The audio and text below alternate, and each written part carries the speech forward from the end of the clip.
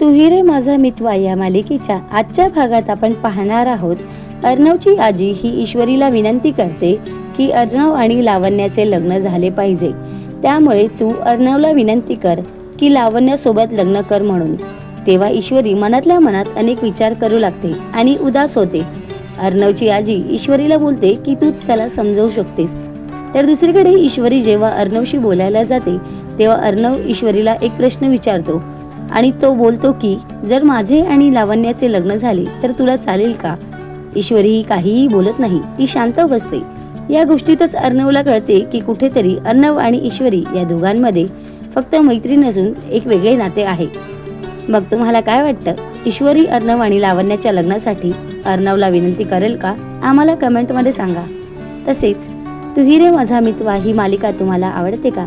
या मालिकेतील अर्णव ईश्वरी जोडी तुम्हाला कशी वाटते आम्हाला कमेंटमध्ये सांगा।